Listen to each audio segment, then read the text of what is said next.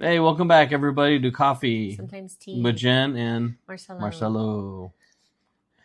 All right, guys. So today we're going over the advanced Foundations of credit leverage. There we go. And so what we did was, you've seen us put in the prompts before, but again, as we continue on in all of our videos, for the most part, we're going to be showing you how to utilize the ChatGPT 4. It is paid.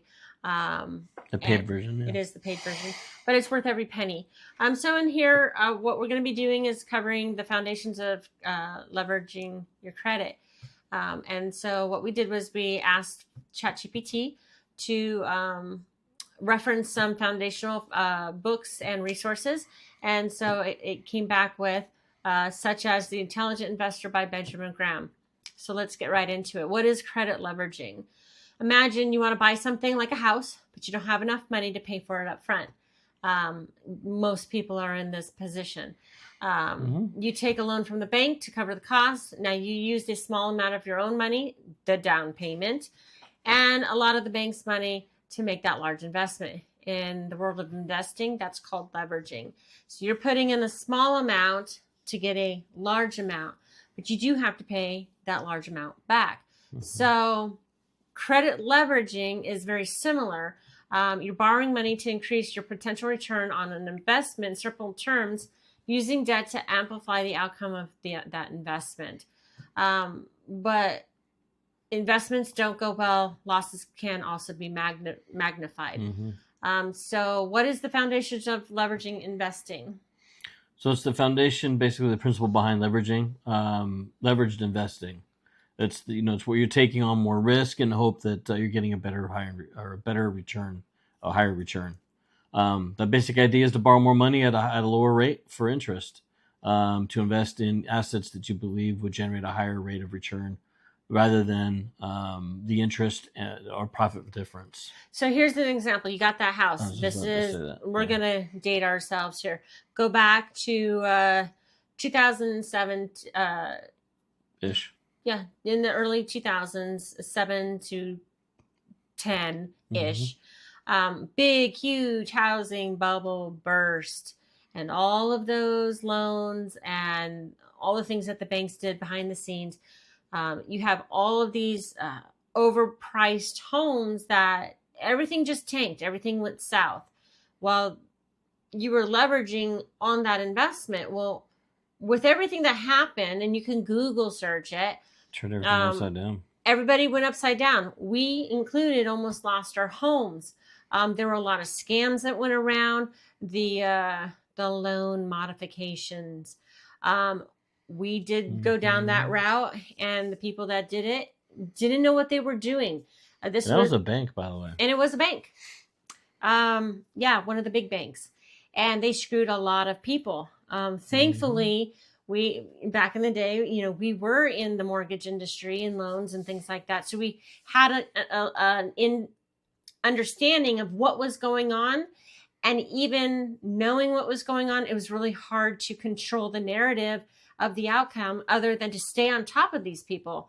So foundations, knowing how your everything is leveraged, you got to stay on top of it. Makes a huge difference. And again, here's my rant for today. But again, stay on top of your stuff, because you never know what's going to happen. Make sure you know that whatever you're leveraging, you can afford to pay back. What if something happens? Are you covered? Do you have an emergency fund? Are you going to be able to make those payments? Or are you going to have to walk away, file bankruptcy, and start all over? Throughout everything that we talk about, we hope that we bring you enough value to help kind of get you down a better path so you could avoid those things. So references. So The Intelligent Investor, cornerstone understanding investment philosophies and risk management. We kind of just went over risk. Yeah, we just talked about that. And then numerous academic studies and papers explore the risks and returns with leverage investing. And I think this goes more into investing beyond just houses. This could be stocks. This could be 401ks. We will go further in depth than that. But the key takeaways on this is leveraging can amplify your gains and your losses. So you got to be careful there. You gotta stay on top of it. Know what your risks are, and then manage that risk. Books like The Intelligent Investor emphasize the importance of risk management and the need to understand the investments you're making. It doesn't matter what you're making. Mm-hmm. Know what it is you're getting yourself into. That's the part. What are your interest rates? What are the terms? Oh my gosh, know your terms.